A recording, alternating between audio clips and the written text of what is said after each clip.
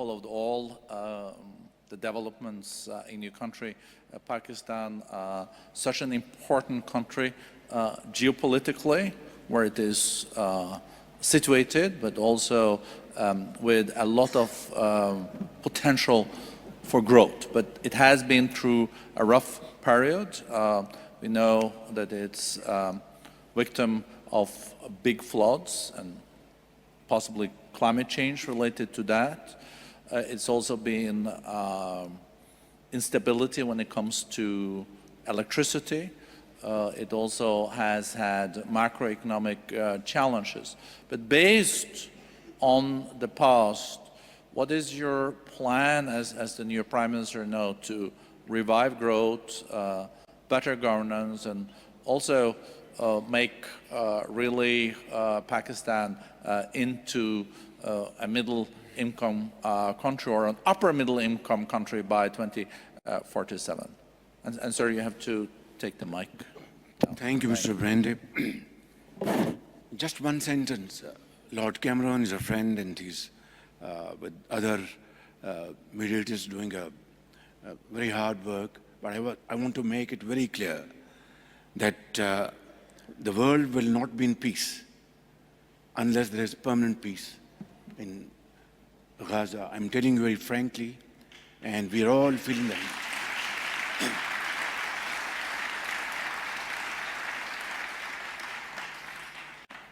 And as if it is not already enough, look at what has Ukraine brought to the world. You know, commodity prices went, skyrocketing.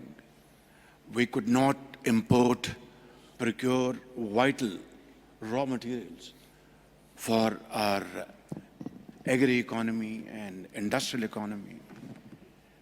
And on top of that, inflation hitting and breaking the back of developing countries. And then, coupled with that, climate-led devastation in Pakistan in 2022 was something which was unimaginable. And I have to say, in all humility, that Pakistan is one of those countries which has nothing to do with these reasons leading to climate change. Our contribution to emissions is not even a fraction of a percent. And yet, we were devastated like never before.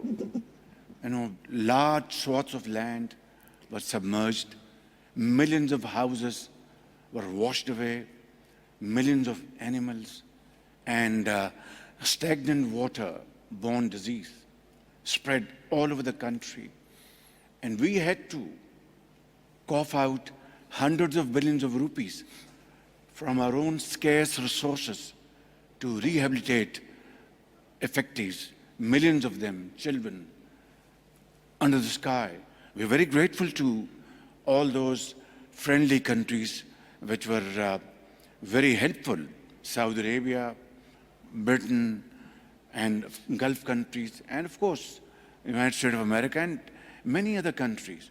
But the point at issue is, where you have lost $30 billion in terms of your economic losses, and 100 billion rupees, which is probably $300 million or so, it is just a fraction. And then when we approached international entities in Geneva and in other places, we had to borrow loans at expensive rates. I mean, we were not at fault at all. For no rhyme or reason, our country was hit in a way that in my lifetime, I've never seen this kind of catastrophic situation. And now that we have taken over, I just want to share, ladies and gentlemen, one example. My late father and his brothers were sons of a poor farmer in undivided India. And then they migrated to Pakistan before division of India in Lahore. Through dint of hard work and untiring efforts, in 1965,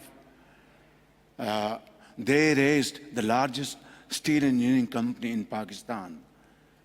And then on 2nd January 1972, it was nationalized. And there was nothing in their hand to be busy about. Yet, my father and his brothers never lost hope.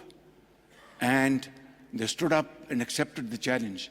And in the very same government regime, in 18 months, they raised 6 new small factories to avoid further nationalization. Goodness Bank was their banker. They said, come to England, we will give you a lot of opportunities. My father said, no, I was born here and I'll die here. Now, what is the moral of the story? That wherever there's a will, there's a way. So we are facing these problems, these challenges, but I think global North has to appreciate that global South will survive, then they will survive, and vice versa.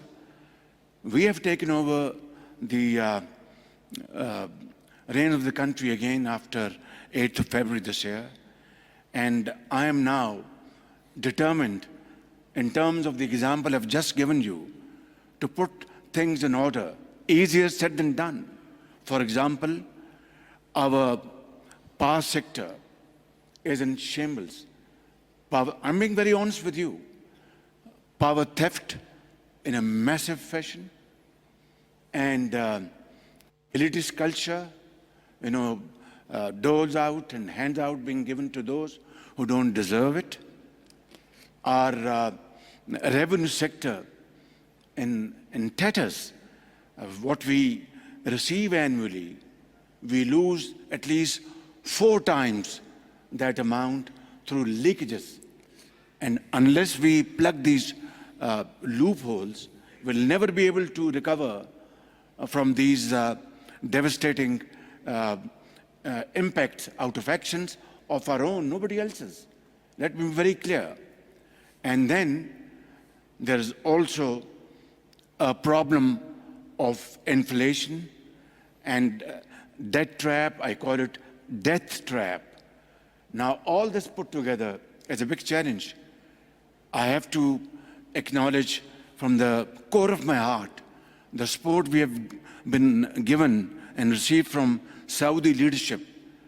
I think a friend in need is a friend indeed, and we will never be able to repay back to them what they've done to Pakistan in difficult times.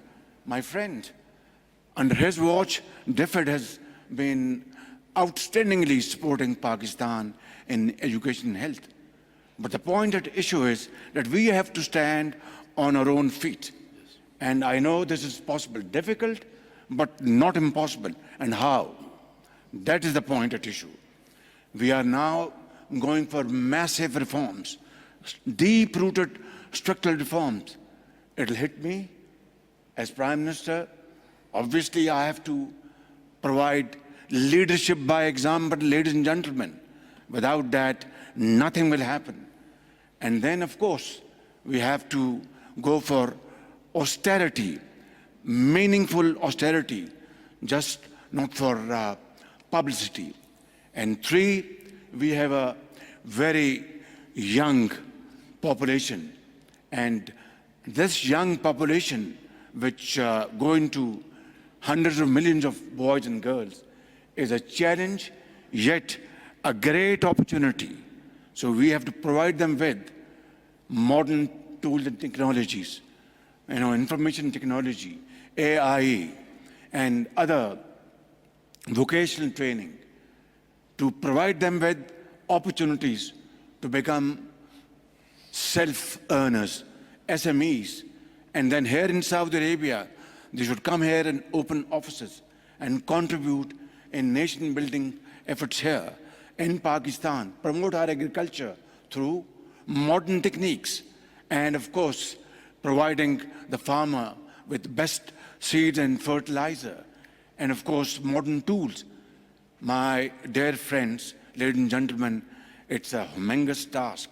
It's not an easy task. We have to go for higher exports.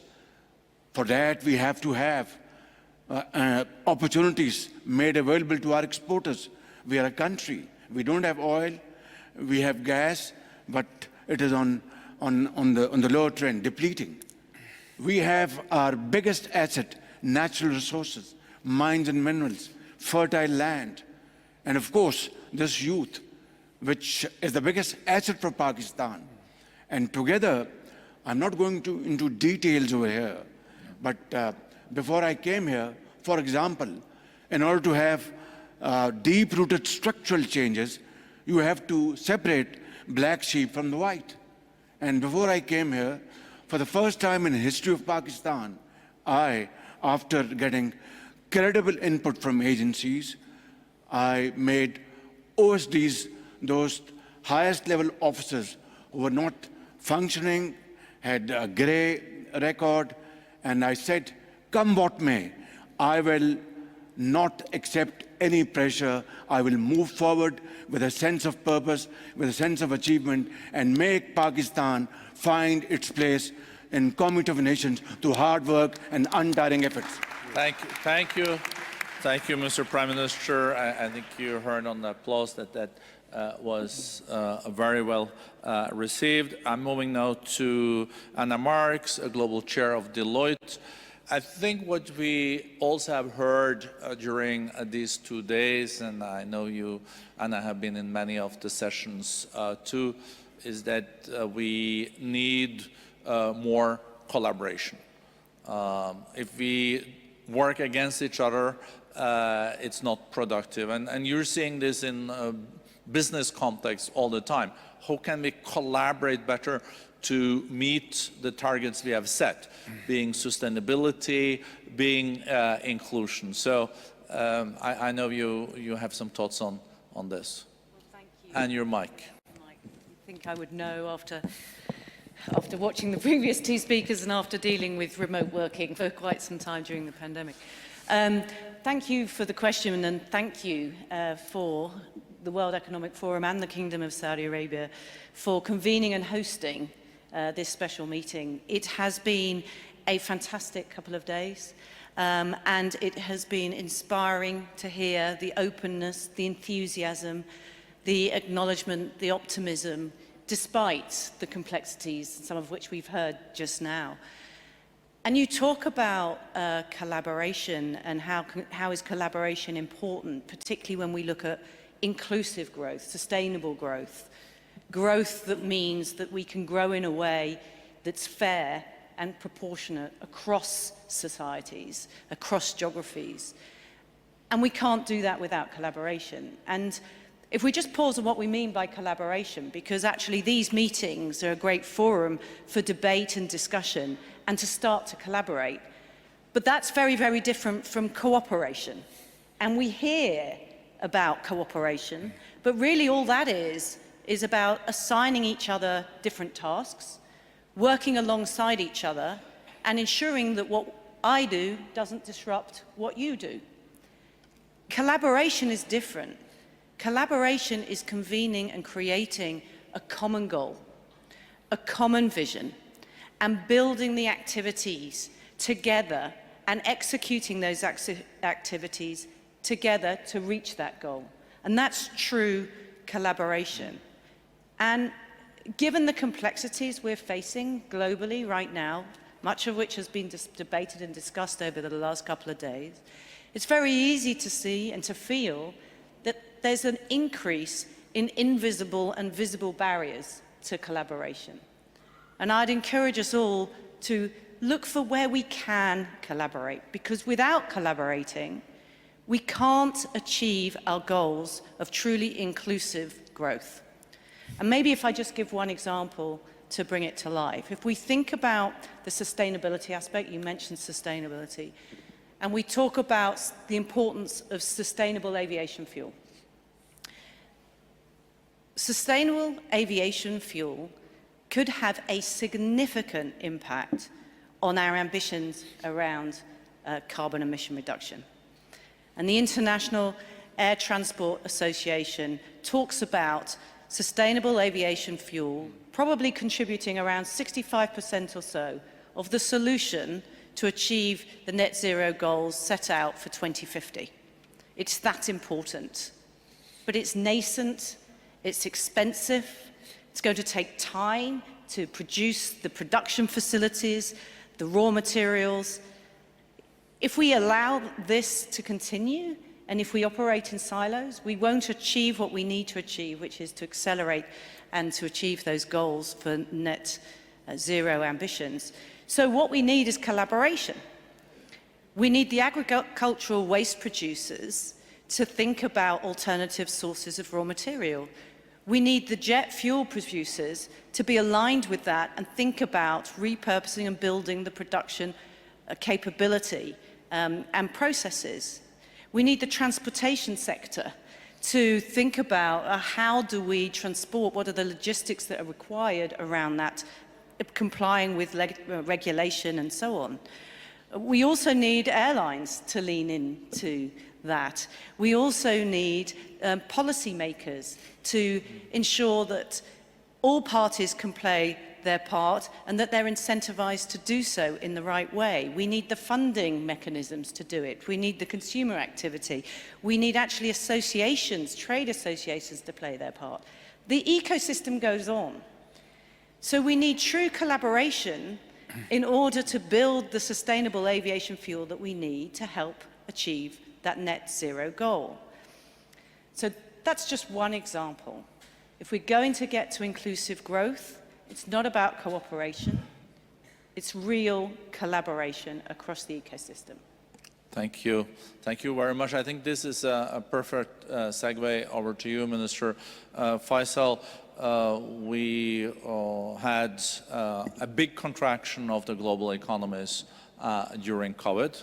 We'll come back to that with Stefan. But no, many countries are back at pre-COVID levels, most countries, and we see that growth is back, not as high as it used to be, but growth is back.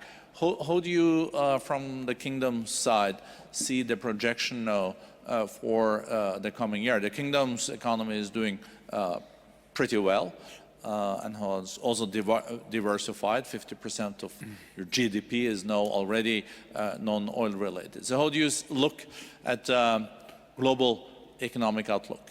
So, thank you, Borge. I believe we view the global economy evolving, but still stuck in a low growth, I'd say, phase, and it's unevenly distributed. If you look, for example, at IMF's recent projection, they've been increased to 3.2, but if you double click on that, you'll see that advanced economies are between 1.6, 1.8% for the coming year, and the US stands out a little bit at 2.7%. If you look at emerging economies, they're a bit higher at 4.2%, driven mainly by India, but also the Middle East and Central Asia. India at 6.5, Middle East, Central Asia at around 4.5% and more. So that's not the growth numbers that we want to continue with. We want to see more global economic growth, and that's why we're convening here. One of the themes is growth, and by that we mean inclusive growth. And how do we get there? We believe there's two things we need to focus on. One, productivity. Productivity has been going down since the global financial crisis at 1%, especially in advanced economies, at 1 percentage point per year. Maybe the US has seen an upward trend recently, but that's still the story. In emerging economies, there are two groups. There's the fast lane, as some experts call it, and the slow lane. The fast lane represents around 3.6 billion people.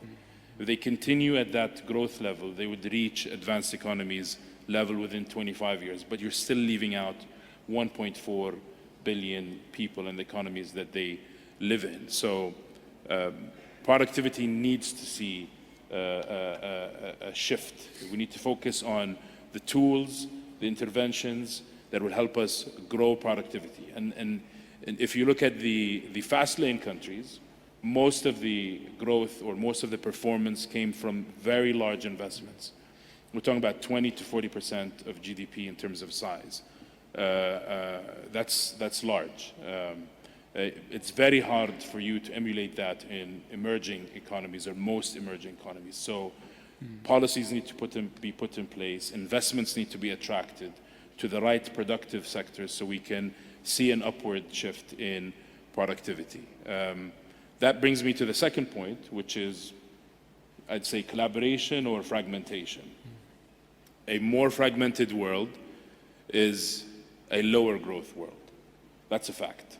And with fragmentation comes a lot of costs. So we might be happy with the growth rates in some areas, but we know that without collaboration, we can't really achieve higher growth rates for the global economy. We've seen trade profiles change. We've seen countries geopolitically at distance from each other. We've seen, despite that, 20% of trade is across these geopolitical lines, and 40% of that is actually in very crucial products that are highly concentrated. So we need to acknowledge that no country or region can be self-sufficient in a very optimal fashion. Every region needs to import at least for 25% of its consumption from other regions. Coming together and acknowledging that fragmentation is not the best solution, and actually thinking about what Anna said in terms of collaboration, putting together solutions to some of the things that are pulling us apart. And as an example, the recent Middle East conflict and the need for us to find a solution for it is just an example. If we succeed in creating, just as an example, peace in the Middle East, finally, and a lasting peace, this will remove many of the headwind in front of global progress and global economic development. So we need to keep in mind productivity and fragmentation. Well, thank you. Thank you so much, Minister, and you're so right. There is no countries that are in war or conflict that have even met the Millennium Development Goals or the Sustainable Development Goals. A prerequisite is that you also have peace. I think that's such it's an incredibly important point. Coming to you, Stéphane Bancel, Moderna, I think we all know what Moderna is. We had this question, was it Pfizer or Moderna? You got the last vaccine. I still think we remember that. The reason why I'm mentioning this is that during COVID, it was this pandemic, we've also reminded that health is not only a cost. It also makes sense to invest in health and preparedness. It is a good investment. The cost of inaction far exceeds the cost of action. Before we looked at, oh, the costs are now increasing, maybe we can cut here or here. And how do you see, of course, not only to avoid future pandemics, but also how do you see, as a pharmaceutical company, that these can be investments and part of reviving growth? Sure. So thank you for having me today. Congratulations to the WEF and to the Kingdom for this great few days, for this special meeting. And it's really exciting to see the change in the Kingdom. I had the chance to come over the last 20 years and to see the dynamism, the optimism, and all the great things happening. Congratulations. So I think too many people, too many policymakers, too many business leaders took healthcare as granted. It was a given. If you take it at a very personal level, if I'm sick, I cannot be a good husband, I cannot be a good father, and also I cannot be a good colleague to my co-workers, and it's true for every one of us. And so health is not a given, and I believe health is never a given. And it's a bit like the environment. That's an analogy I would like to draw here, which I think is important. You know, my wife likes to say, you know, bees don't send invoices. But if we don't have bees anymore, we're all going to be in big trouble. Trees don't send invoices. But if there's no more trees providing oxygen, we're not going to last very, very long. And so I think it's important that we always consider as leaders what is required to enable the prosperity of the people and the growth that is necessary. Just look at long COVID, it is terrible. In the US so far, there's been 16 million people. 16 million people with long COVID, mostly young people in their 20s, their 30s, their 40s. You hear some stories, they are horrible. Somebody who used to be able to jog 5 kilometers a day can barely walk now because the lung damage, which is permanent, is very profound. And it's around the world, young people.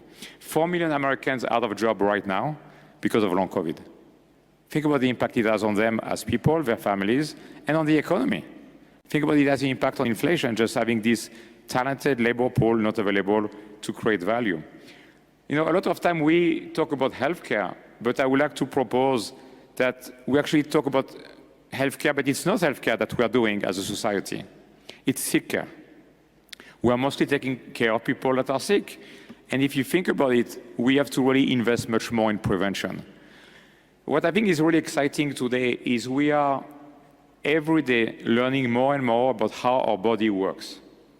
I believe we are just years away, not decades away, years away from understanding most of the functioning of a human body. That is a miracle in the history of humanity, us on the planet. For hundreds and thousands of years, we had no idea how a body was working. Until recently, we used to bleed people when they were sick, trying to help them, right?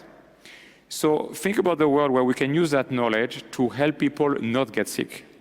That's how we're going to really help a lot of people across the world, including people, of course, in low-income countries. And I think that's the solution. You know, too many times I talk with public health leaders, and as you say, we talk about vaccine and we talk about cost. Vaccine is one of the best, if not the best, return on invested healthcare dollar. So we should really think about how do we prevent people from getting sick.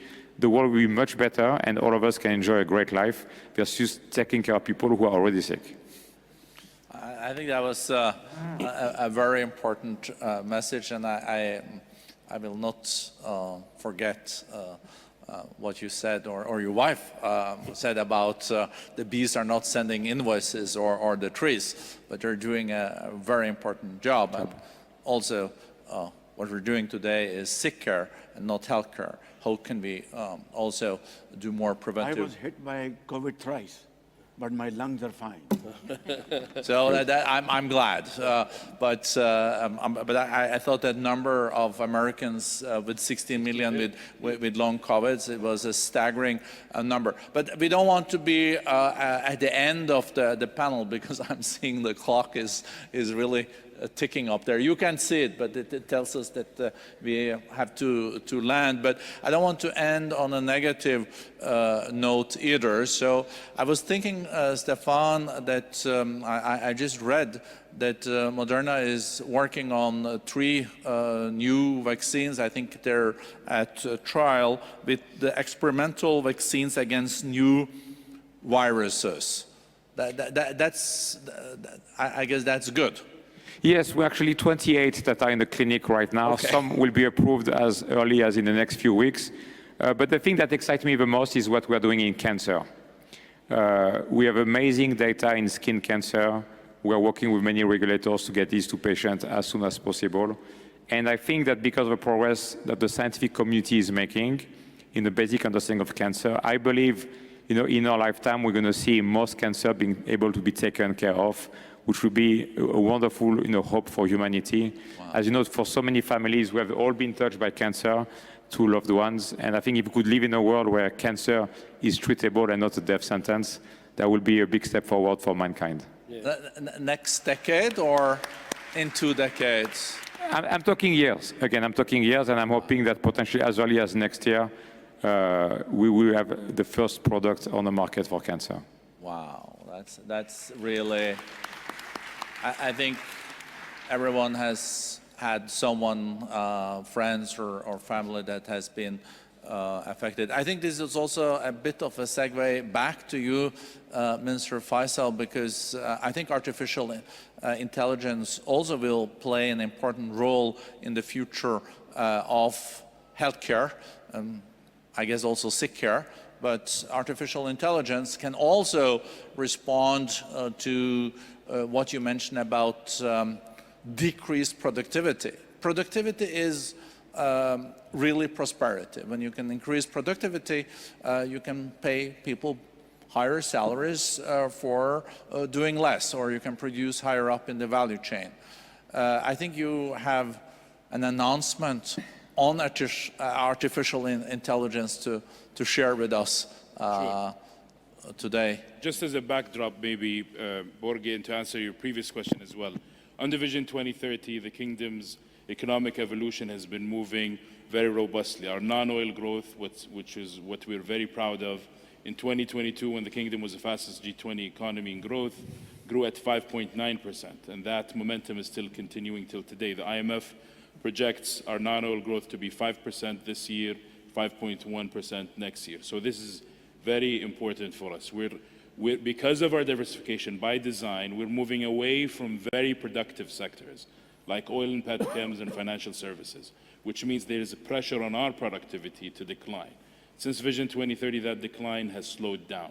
But we're looking for more ways to improve productivity because we want to become a productivity-led economic growth story, not just a resource-led one. And that has led us to prioritize research, development, and innovation, human capital development outcomes, and investments in technology. More recently, focusing on artificial intelligence as well. As a user, the government is one of the most active governments in terms of looking at a lot of policy areas and problems and trying to answer them, but also the private sector, as an investor, but also as a platform for others to participate in. And because of that, and because of what we said earlier, the importance of this kind of technology being inclusive. If it's inclusive, this means it can create growth avenues in the lesser developed countries, if we focus on inclusivity. So we're very proud to be joining the AI Global Alliance that's been launched by the World Economic Forum. The Kingdom will be joining this alliance as of now. And we're also very much excited about working with the forum on this new initiative called Inclusive AI for Growth and Development. That's one way the Kingdom will push the needle on the need for global governance when it comes to artificial intelligence, but also making sure this technology is inclusive for optimal global growth outcomes. Bravo. No, thank you.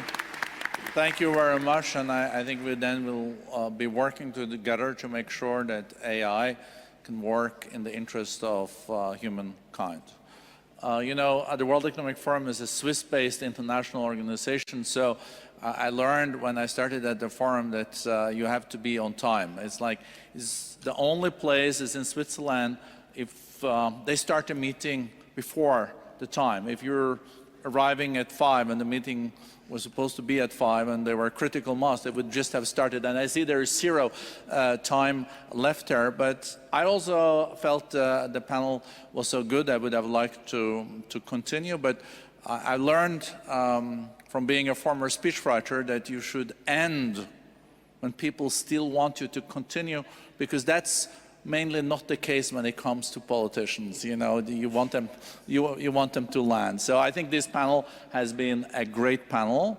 I would also like to use this unique opportunity when we are at the end of this summit, the special meeting that has meant a lot to the World Economic Forum. It's our first time in the Kingdom in our 55 years history.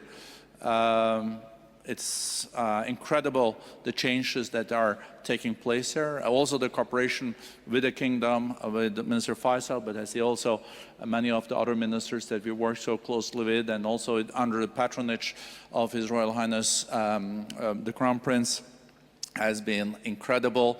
So we feel that this has been a highlight in a world where we need, as Anna also said, to collaborate. More dialogue is needed, and we have had 92 different nationalities, nations represented here. I would also like to use this opportunity to thank my teams at the World Economic Forum, together with Minister Faisal. I think they have not really slept that much during the last weeks, and the 2 last nights, I think there has been no sleep, but they're very committed. I'm very thankful for putting all this together, and I think we all aspire, if we are re-invited, to come back to the kingdom. I would like then to introduce, for closing remarks, my colleague, our director for Middle East and North Africa, Maroon Kairouz. Maroon, thank you to you and your team and the teams for the incredible job. Thank you, Borge, for your leadership. Esteemed panelists, thank you. And first and foremost, thank all of you for your devoted engagement during the past couple of days for this first meeting in Saudi Arabia, as you said, Borge. The meeting has taken place at a crucial time for the region and for the world against a backdrop of geopolitical fragility. So it was incredibly important that we hold it at this time.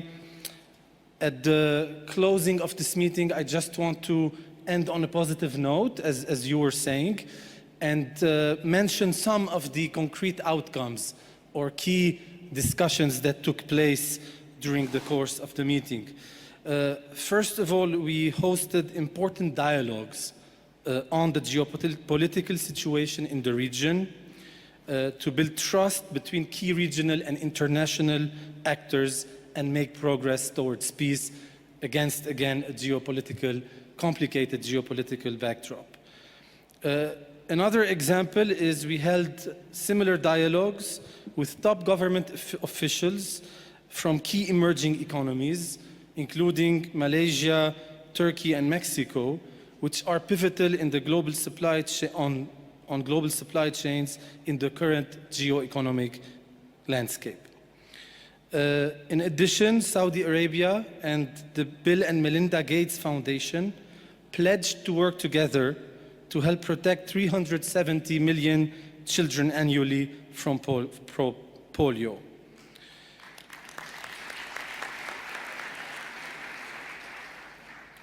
A new forum report was launched that explores how artificial intelligence could revolutionize education systems for educators and students alike, while a new framework will chart a path for governments and employers to expand a global digital workforce.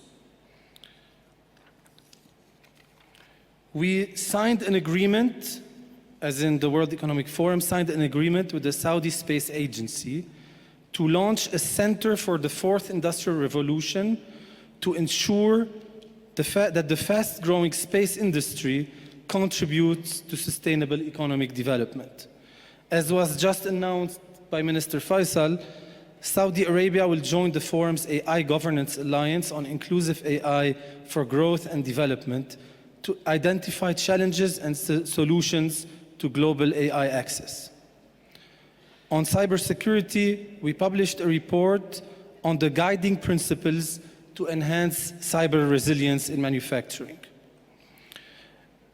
Together, we explored policy tools that can scale up the use of clean energy solutions while ensuring equitable growth.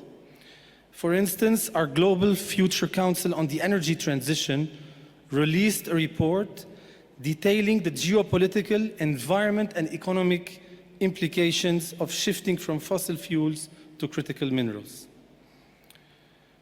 The leaders for Sustainable MENA, a community of CEOs from the region, met to strengthen their corporate climate commitments and to help their suppliers down the supply chain to decarbonize.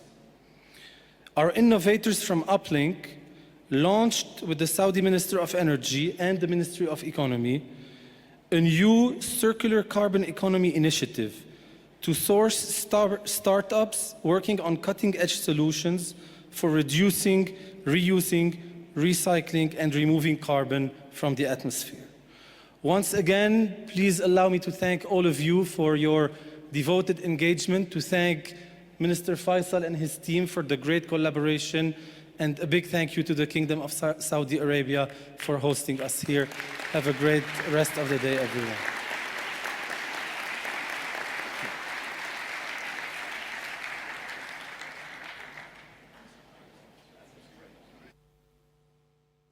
रियाज में आलमी इक़्तिसादी forum के ख़ुसूसी इजलास का इख्तितामी session. वज़ीर-ए-आज़म मोहम्मद शहबाज शरीफ ने इस इख्तितामी session में शिरकत की, इजहार ख्याल भी किया। वज़ीर-ए-आज़म कहते हैं यूक्रेन जंग की वजह से आलमी सतह पर अशिया की कीमतों में इजाफा हुआ। गजा में अमन के बगैर दुनिया में अमन कायम नहीं हो सकता। फ़लस्तीन में क़याम अमन बहुत ज़रूरी है। मौसमियाती तब्दीलियों की वजह से चैलेंजेस का सामना है। पाकिस्तान मौसमी तब्दीलियों से मुतासर ममालिक में सर फहरिस्त है। आलमी मंडी में महंगाई की वजह से तरक्की पजीर ममालिक मुतासर हुए। सऊदी अरब समेत दोस्त ममालिक ने पाकिस्तान की मदद की।